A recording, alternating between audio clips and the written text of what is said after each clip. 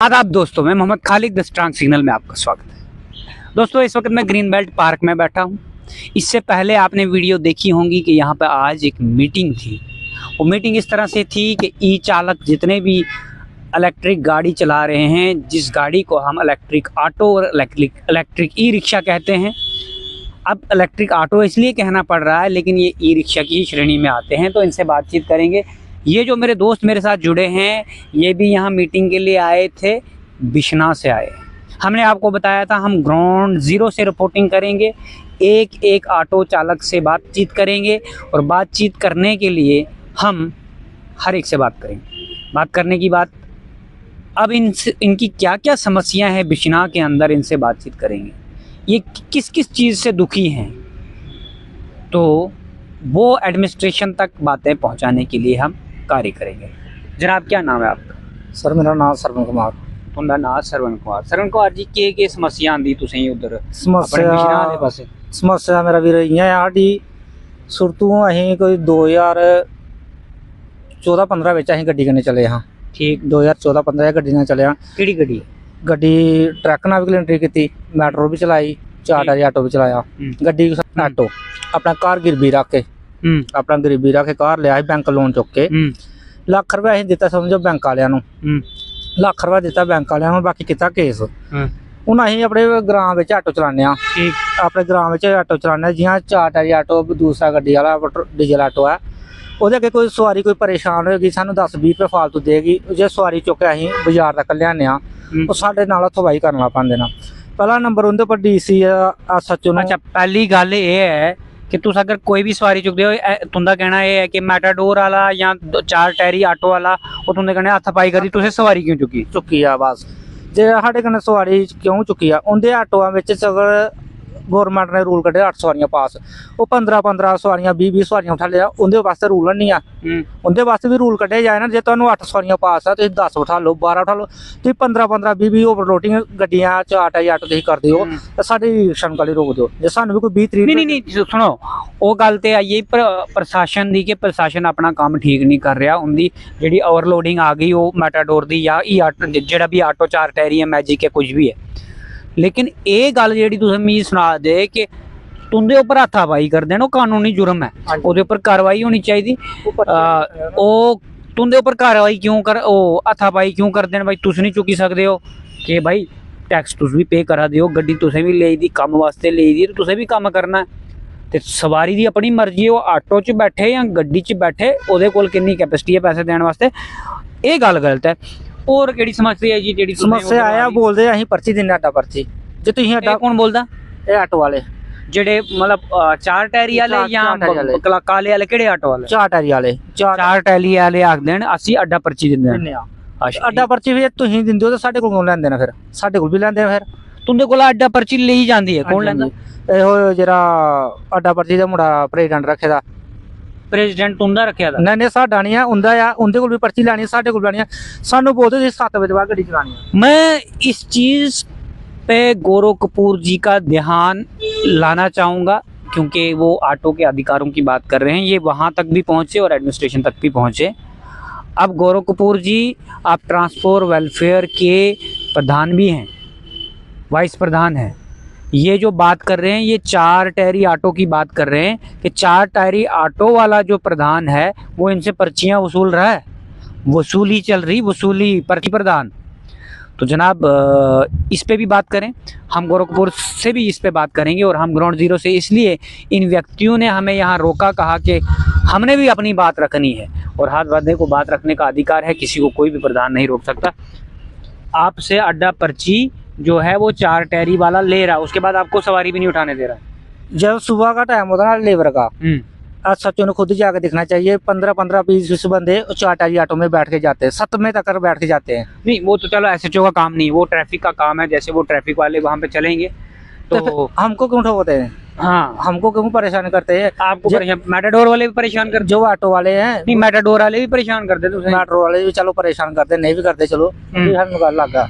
हाँ। ਜਿਹੜੀ ਕਿ ਅਸੀਂ ਹੁਣ ਇੱਕ ਸਵਾਰੀ ਮਿਲੀ ਸਾਨੂੰ ਦੋ ਮਿਲਿਆ ਉਹਨੇ ਕਨੇ 15 ਸਵਾਰੀਆਂ 20 ਸਵਾਰੀਆਂ ਬਹਿ ਆਂਦੀਆਂ ਨਾ ठीक ਸਾਡੇ ਕਨੇ ਇੱਕ ਬਹਿੰਦੀ ਆ ਕੋਈ ਬਿਮਾਰ ਆ ਵਿਚਾਰੀ ਕੋਈ ਪਰੇਸ਼ਾਨ ਆ ਕੋਈ ਜਲਦੀ ਆ ਕੋਈ ਬੱਚਾ ਲੈਣ ਸਕੂਲ ਜਾਏ ਜੇ ਕੁਝ ਵੀ ਕਰੇ ਗਿਆ ਸਾਨੂੰ ਜੇ 20-50 ਰੁਪਏ ਦੇ ਕੇ ਜਾਂਦੀ ਪਈ ਆ ਤਾਂ ਸਾਨੂੰ ਪਰੇਸ਼ਾਨ ਕਿਉਂ ਕੀਤਾ अच्छा ਜਾਂਦਾ एक सवाल और है तुंदे वास्ते तुस दूर तो आए थे बिशना तो आए थे हाँ, इमें घरां अलग इमें रखना। ये अलग अलग सिर्फ एक राय पुछनी है तुंदी तुसी मीटिंग च आज के समझ आया कि तुंदे बारे की होना है कि नहीं होना ਮੀਟਿੰਗ ਵਿੱਚ ਅਸੀਂ ਇਸ ਵਾਸਤੇ ਆਏ ਹਾਂ ਪਰ ਸਾਡਾ ਕੋਈ नहीं मेरा सवाल ये है मेरा सवाल है मेरा वीर तुसें आए 1 घंटा इत्थे खड़ोते तुसें की समझ आया कि गुरु कपूर साहब के बोलिए गए कि तुंदे वास्ते हुण केह् होना पहले आर्डर तो तुसें पता होना कि हाईवे तुंदे वास्ते बंद हो बंद जादा कर देना। नेशनल हाईवे बंद हो जादा हाँ जी। फ्लाईओवर भी बंद हो जादा बंद हो जादा। हुण तुसें गली कोचे च चलना है ਹਾਂਜੀ लेकिन हुण गौरव कपूर साहब ने ऐसा क्या आख्या कि भाई मैं हुण तुंदे वास्ते ये करने जा रहा एडमिनिस्ट्रेशन कन्नै गल करने जा रहा ਅਸੀਂ ਤਾਂ ਕਹਿੰਦੇ ਭਾਈ ਕੋਈ ਹੱਲ ਕੱਢਣਾ ਸਾਡੇ ਜਗ੍ਹਾ ਗੌਰਵ ਉਹਦਾ ਥੈਂਕ ਯੂ ਕਰਨਾ कि ਚਾਹੁੰਦੇ डिमांड है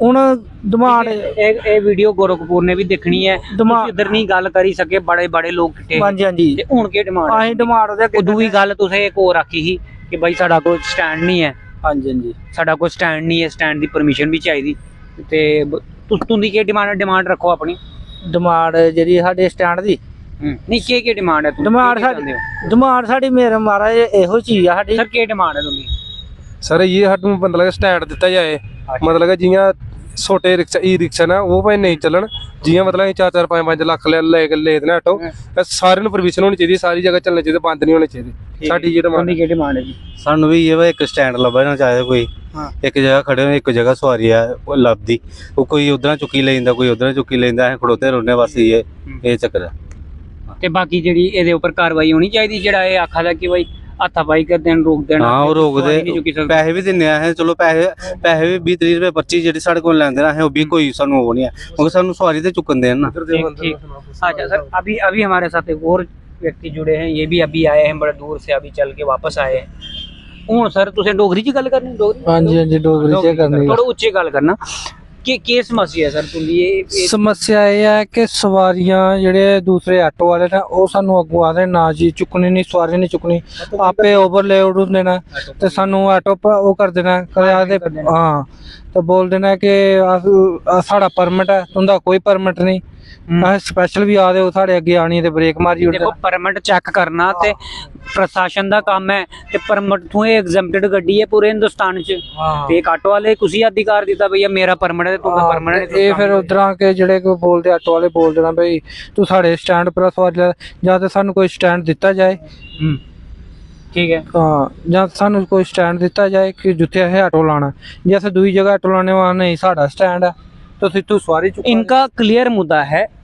अब मैं डोगरी में इनसे बात कर रहा था इनका क्लियर मुद्दा है कि हमें स्टैंड दिया जाए रेट दिया जाए रूट दिया जाए अगर रेट और रूट नहीं बनता भाई मीटर लगा के रेट दिया जाए और स्टैंड दिया जाए लेकिन दूसरी चीज रूट की जो बात आती है रूट की बात वहीं आती है कि ऑटो की ज्यूरिडिक्शन आप क्या चाहते हो कि कितने किलोमीटर तक आपकी गाड़ी चलनी चाहिए गाड़ी सर ये आपकी ओपिनियन है जैसे देखो ऑटो जो कन्वर्ट ऑटो है ना पहले वाला ऑटो है उसको 25 किलोमीटर तक चलने का इजाजत है आप क्या चाहते हो कि कितने किलोमीटर तक आपकी गाड़ी चलनी चाहिए सर 20 किलोमीटर तक चलनी चाहिए ठीक है जी आपकी डिमांड आ गई कि ऑटो 20 किलोमीटर तक चलना चाहिए तो रेट वही जो स्टॉप के साथ उसके हिसाब से ही वो रेट बनेगा लेकिन रेट बनना चाहिए ये आपकी डिमांड है और दूसरी आपकी ये डिमांड है कि अगर आप उस रेट पे चलोगे तो फिर पर किलोमीटर आपको चलना पड़ेगा उसके लिए मीटर लगेगा क्या मीटर लगना चाहिए या नहीं और मीटर तो लगना चाहिए क्योंकि आपको भी दिक्कत नहीं आएगी सवारी को भी दिक्कत नहीं आएगी फेयर हो जाएगा देखिए इनकी डिमांड मैं गौरव कपूर तक भी पहुंचाऊं और अपने माध्यम से डिप्टी कमिश्नर और आरटीओ तक भी पहुंचाऊं इनका क्लियर कहना है कि जो भी प्रशासन ने कोई रूल बनाना है इम्प्लीमेंट करना है वो इम्प्लीमेंट करें लेकिन उसको तरीके से इम्प्लीमेंट करके हमें भी दिक्कत ना आए पब्लिक को भी दिक्कत ना आए समस्या बहुत उठ रही है समस्या एक तो ऑटो ज़्यादा हो गया है पूरी सिटी के अंदर जाम होता है आम पब्लिक को दिक्कत होती चलने के अंदर उसके लिए जोनिंग ला रहा है लेकिन जोनिंग लाने के बीच में इन्होंने कहा कि एटलीस्ट हमें 20 किलोमीटर की ज्यूरिडिक्शन में चलने दिया जाए लेकिन ये इनकी डिमांड्स है रेट की भी इनकी डिमांड है तीसरी चीज़ एक और है कि जो कानूनी जुर्म इनके साथ हो रहा है कि इन पे हाथापाई अटैक्स हो रहे हैं मैंने कहीं कंप्लेंट दी लेकिन हर एक ऑटो वाला कंप्लेंट नहीं दे सकता। आज इन्होंने जब मेरे को सुना तो ये कह रहे हैं कि हम भी अपनी बात रखना चाहते हैं। इन्होंने अपनी बात हमारे सामने रखी है। और कोई बात करना चाहे? जो ऑटो अगर हम जम्मू नहीं लेके आएंगे, अगर उधर कोई बंदा बीमार हो गया तो हम क्या करेंगे? जम्मू नहीं लेके आएंगे। बिश्ना से यहाँ तक कितने किलोमीटर बनता है? बन जाते 14-15 के जी। वो तो उन्हें गल सुनाई ली ना कि अगर 20 किलोमीटर तुसें इजाजत लब्भी है, इंटर जोनिंग तुसें रिस्ट्रिक्शन इंपोज नहीं हुई तो तुसें आई सकते हो। अगर इंटर जोन खत्म हो गया कि इंटर जोन तुंदा चलान नहीं होना भाई, ते इंटर जोन तुस आई सकते हो। जम्मू तक बंदा हमारा ऑटो नहीं होना चाहिए। कोई उधर से बीमार हो गया, हम बोलेंगे जम्मू से ऑटो आएगा फिर लेके जाएगा इसको, बंदा ले आना स्पेशल। अब इनकी एक और समस्या है, अगर बिश्ना से किसी ने स्पेशल जिस वक्त कोई बीमार हो जाए तो उसके लिए भी वहीं से ऑटो आएगा। ये ऑब्वियस सी बात है, क्योंकि एम्बुलेंस सर्विस जम्मू में इस तरह की है नहीं। तो एक बीमार शख्स को कौन लेके आएगा? देखो ये ग्राउंड रियलिटी की बात है जो भाई साहब ने कही है, क्योंकि हम ऑटो वालों तक ये माइक नहीं पहुंचाते, हम इनके प्रधानों तक पहुंचाते हैं। और इन ऑटो वालों की आवाज़ बनने के लिए मैं ऑटो वालों के बीच में भी माइक लेके गया, बहुत सारे ऑटो पे गया, मैं पर्सनली नाम नहीं लूँगा। उनको क्लियर मना था कि नहीं जी हमारा प्रधान बात करेगा। भाई ये हिंदुस्तान में अधिकार है, हर एक इंडिविजुअल व्यक्ति को अपनी आज़ादी है बात करने की। अगर इन गरीब लोगों पे जिनको कुछ बोलना नहीं आता, कानूनी राइट नहीं पता है, उनको आप दबाने की कोशिश करोगे तो आपके खिलाफ कड़े से कड़ा एक्शन होगा। मैंने बहुत सारी ऐसी वीडियोस देखी हैं और बहुत सारे ऐसे प्रधान देखे हैं जो मना करते हैं अपने ई चालकों को कि आपने कहीं भी मीडिया में बात नहीं करनी है। क्यों भाई साहब, क्या इनका कोई अधिकार नहीं? लेकिन जब मैंने इनसे बात की तो मुझे ग्राउंड रियलिटी, एक तो एविडेंस मिल गए, आई विटनेस मिल गए, और दूसरी रियलिटी का पता चला कि ये भाई साहब कह रहे हैं कि बिश्ना से जो ऑटो आएगा वहाँ पे कोई प्रेग्नेंट लेडी होगी तो शालामार आएगी, वहाँ से कोई प्रेग्नेंट लेडी होगी तो शालामार आने के समय वो थोड़ी ना वहाँ से फ़ोन करेगी तो जम्मू से ऑटो जाएगा उसको लेने, जब जम्मू से भी वहाँ ऑटो नहीं जा पाएगा। आप मुझे बताएं, ये सीधा सीधा लाभ, या तो उसको काला ऑटो ढूंढना है, बंद कर दे हमारे पास, यहाँ तो उसको देखो, ये एक एम्बुलेंस की भी सर्विस का काम कर रहा है। इसलिए इंटर जोनिंग जो रिस्ट्रिक्शन है, ये रिस्ट्रिक्शन इनका क्लियरली कहना है ये इम्पोज नहीं होनी चाहिए। तकरीबन 20 से 25 किलोमीटर तक का इनको जुरिडिक्शन दिया जाए, ताकि इन लोगों का रोज़गार भी चलेगा, इन लोगों का रोज़गार भी नहीं रुकेगा। दूसरी बात ये है कि इन लोगों को अननेसेसरी हरासमेंट नहीं होगी ट्रैफिक की। अब मुझे एक बात और आपसे जाननी है, मैंने सुना कि आप जहाँ ऑटो स्टैंड के ऊपर ऑटो लगाते हो वहाँ पे पुलिस वाले आपको तंग करते हैं, पुलिस वाले बोलते हैं परमिशन लाओ। क्या वो पैसे के लिए भी कभी डिमांड करते हैं या नहीं, तंग करते हैं यहाँ मत लगाओ? पैसों पूसों को लिया नहीं, कभी पुलिस वालों ने बोला था ना कभी परेशान। देखिए ये है सच्ची व्यक्ति की, इसने गलत एलिगेशन नहीं लगाया। ये कह रहा है कि पैसों के लिए तंग नहीं किया, लेकिन ये कहते हैं कि यहाँ मत लगाओ। इसलिए मेरी डीसी साहब से गुजारिश रहेगी, ये व्यक्ति आपके पास आएंगे या इनका जो भी प्रधान है, आपने स्टेटमेंट में भी दी है, ये इनको आइडेंटिफाई करके ऑटो स्टैंड दिए जाएं। जो व्यक्ति जहाँ पे रहता है पूरे जम्मू कश्मीर के ऑटो स्टैंड में, जहाँ पे पहले से स्टैंड बने, और स्टैंड में एंट्री होने के लिए एक और रिस्ट्रिक्शन, एक और बात ये है कि जम्मू इनकी जो ऑफ कैमरा बात हुई, अभी भी करेंगे कि कोई नया बंदा अगर स्टैंड के अंदर आता है तो वहाँ पे कोई प्रधान उस पर रिस्ट्रिक्शन ना इम्पोज कर दे कि भैया ये तू नहीं चला सकता। भाई ऐसा नहीं है, इसके लिए प्रोसीजर बाय लॉज उस एसोसिएशन के प्रधान के इम्प्लीमेंट होने चाहिए। दूसरी बात, ट्रांसपेरेंट वे से जो भी टेक ओवर करेगा, जो भी इलेक्शन में प्रधान बनता है, उसको ट्रांसपेरेंट वे से एक ऑटो वाले का अधिकार उसको बताना पड़ेगा कि मेरी यूनियन आपके लिए क्या काम कर रही है और हमारी यूनियन के बाय लॉज क्या है, ये आपको दिखाना पड़ेगा। क्योंकि मैंने ऑटो वालों की समस्या सुनी है और मेरा एज ए पत्रकार, अगर मैंने ये पत्रकारिता का काम शुरू किया है, मैं अभी अपने आप को पत्रकार नहीं कहता हूं क्योंकि मैंने काम शुरू किया है, और ये एडमिनिस्ट्रेशन तक बात पहुंचनी चाहिए कि यूनियनें जितनी भी हैं, इन यूनियनों को वेरीफाई किया जाए कि ये इनके 60 बंदे 60 कोर कमेटी के मेंबर हैं और इनके साथ कितने लोग जुड़े हैं, क्या उनका डेटा इनके पास है या नहीं है। यहाँ ये झूठा क्लेम करते हैं भाई हमारे पास इतने बंदे हैं। अगर कोई जमावड़ा इकट्ठा हुआ है तो वो अपनी समस्या के लिए इकट्ठा हुआ। इनकी जो यूनियन रजिस्टर्ड है वो ऑथराइज है या नहीं है, इसको भी देखा जाए। और सिंगल यूनियन रजिस्टर्ड हो, 4-4 5-5 यूनियन एक चीज़ के लिए नहीं चलेंगी, एक ऑटो के लिए नहीं चलेंगी, तो इनको भी ऑथराइज करके इनका इलेक्शन करवाया जाए। ये भी बहुत बड़ी समस्या है कि इनके इलेक्टेड कोई भी प्रधान किसी भी ऑटो स्टैंड पे नहीं है। इलेक्शन के लिए परमिशन डिप्टी कमिश्नर से इनसे मिलनी चाहिए। हमारे गांव की सवारी है ना, उसको नहीं बिठाने देते, हूँ मेरा भी गाँव हुई है, कोई मेरी ताई भी जा रही है, चाची भी जा रही है, बिछना पे जा रही है, उसको बोलते हैं यार तू हमारे घर के सवारी उठा ली हमारे से आगे, वो मेरी चाची है, मेरे ऑटो में नहीं बैठेगी तो और क्या करूँ फिर फायदा ये क्या है? कानूनी जुर्म है, ये मैंने खुद गलत बात है ना। मैंने एक कंप्लेंट गांधीनगर पुलिस स्टेशन में दी है। जब मैं सवारी छोड़ने अफसरा रोड पे जा रहा था और वापस मुड़ रहा था, वहां पे मेरे पे एक ई चालक ने अटैक कर दिया जब मैं उस सवारी को बिठा रहा था वापस। मैंने उसकी फॉर्मल कंप्लेंट दी है। उसके बाद मेरे साथ जीवल में नहीं, क्या बोलते हैं, बीसी रोड पे 2-3 बार ये हादसा हुआ। मैंने एक पर्चा करवाया है, एक पर्चा है, अभी तक मेरी सीजर मेमो में मेरा माइक पड़ा हुआ है। उसके अलावा और भी कहीं हमने देखा वो अटैक काले ऑटो वाले करते हैं। अब काले ऑटो वालों को अगर एम्पावर कर दिया इस वक्त गवर्नमेंट ने कि भैया आप चल सकते हो, ये नहीं चल सकते हैं। अब अगर आपने ये जो बनाया हुआ है कि ये सिर्फ काले ऑटो के लिए है, उनकी परमिट वाली गाड़ी है, लेकिन उनका काले ऑटो वालों पे इल्ज़ाम नहीं है। ये कह रहे हैं कि जो ऑटो चालक वो मैजिक वाला 4 टायरी है या मेटाडोर वाला है, वो लोग इनको हरास कर रहे हैं। और इनका ये भी कहना है, अभी इन्होंने कहा कि वो ओवरलोडिंग लेके भी चलते हैं और उनके लिए प्रशासन कहीं नहीं है। उधर सेफ्टी और सिक्योरिटी का कोई इशू नहीं है, इधर 3 सवारियों वाले पे सेफ्टी और सिक्योरिटी का इशू बन रहा है। चक्कर पता क्या है, हम ना अगर हमारे 3 सवारी बैठी है या 4 बैठी है, वो देखते हैं भाई सवारी ऑटो लेके चलेगी, ये करके वो जब मोदी वाली गाड़ी आती है तो उनके आगे लेके जाती है। वो फ्री में लेके जाती है, उनको कोई नहीं पूछता, उनसे कोई नहीं बोलता। वो तो ऑटो स्टैंड है ना, जहाँ बसरा में स्टैंड है, वो तो उनके आगे तक भर के चले जाते हैं। जो ऑटो में सवारी बैठी होती है वो भी उस गाड़ी में चले जाती है। मतलब ये आपका बहुत अच्छा सवाल है, लेकिन मेरा सवाल रहेगा सिर्फ, क्योंकि हम कानून भी जानते हैं, कानून फॉलो करने वाले लॉ अबाइडिंग पर्सन भी है। कोई भी बंदा अगर कोई बिजनेस खोलता है उसको फ्रीडम है, वो चल सकता है। अब सवारी की अपनी मर्जी है, वो मैजिक में बैठे, वो ई बस में बैठे, लेकिन हमें सुनने में ये भी आया कि वो सवारी को भी सामने से रोक देते हैं। ऐसा करते हैं, ऐसा करते हैं कि सवारी को भी हरास करते हैं, इस ऑटो में मत बैठो। क्या पता ऑटो में बैठी हो तो उसने जल्दी जाना हो तो हमारे पास आए, पीछे से मगर आ जाते हैं, बोलते हैं बोला कहाँ जा रहे हो आप कहाँ जा रहे हो? वो बोलेगी हमें जल्दी जाना है, एक आधा घंटा उधर रुके रहते हैं। ये पब्लिक का इशू है। मैं पब्लिक से एक डिमांड रखूंगा कि आप अपने कमेंट जो है कमेंट बॉक्स में रखें कि कहाँ पे आपने ऐसा होते देखा है।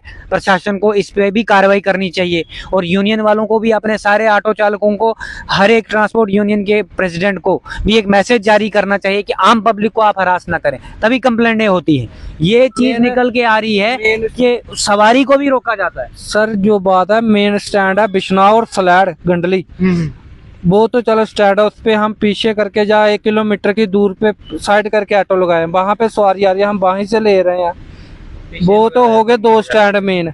आगे दियोली भी इनका स्टैंड हो गया, मखनपुर भी इनका स्टैंड हो गया, ताराचक भी स्टैंड हो गया। तो जो सवारी हाथ देगी क्या हम नहीं बैठाएंगे? बैठानी तो सर मैं कह रहा हूँ सवारी को अपना।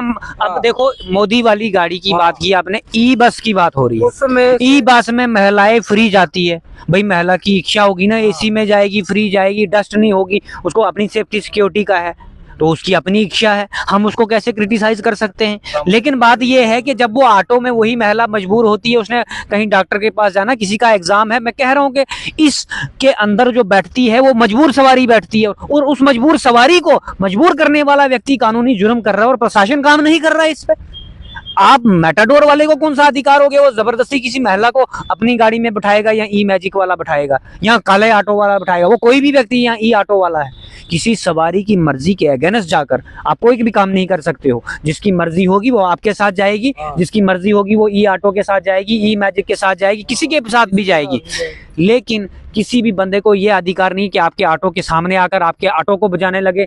अभी किसी भाई ने ये भी कहा था कि आपके ऑटो को भी वो तोड़ने की धमकियां शमकियां देते हैं। सर गलबात इ'यां करेगा जि'यां अपने घरों ऑटो कट्टने आ, तू बत्ती करने मत्था टेकने ऑटो कट के असीं जाना, असीं बोहनी करनी हुंदी आ, उंदे स्टैंड पर ऑटो लगे दा, असीं उंदे स्टैंड पर सवारी नहीं बिठालदे। कोई परेशान सवारी होए वो अमृतसर सानूं रोकदी आ, उन्हां दा किराया 10 रुपए या 20 रुपया, जे सानूं 30 रुपए 40 रुपए या 50 रुपए दिंदी आ, हम बोलती है हमें परेशानी, सर जल्दी चल जाओ, हम लोग उसके स्टैंड पे नहीं बिठा लेंगे, उसका को 15-20 फुट या 100 फुट आगे जाके चले जाएंगे, वो हाथ दे के बिठा लैनी आ, असीं उन्होंने जाएंगे, उन्हें पिछू फोन मारना, अड्डे वाले ऑटो आया, दूए ऑटो वाले फड़ लो, चुप कर यार, जिसले सानू आटो वाला फरना पैंदा कि साढ़े आटो कट मारदा है त्रै टायरी आटो जे पुट्ठा हो गया या कुछ भी हो गया कौन नुकसान करेगा कौन नुकसान भरेगा इंदा सिर्फ वो भी साढ़े भरा ने असीं एह नहीं कहंदे तुहाडे स्टैंड पर असीं सवारी चुकी है तां गल करो जेकर सवारी तुहानू 10 या 20 रुपए दिंदी पई है ते सानू जे कोई 30 रुपए फालतू दिंदी पई है ओहदी गल है जे तुहानू 10-20 रुपए दित्ते ना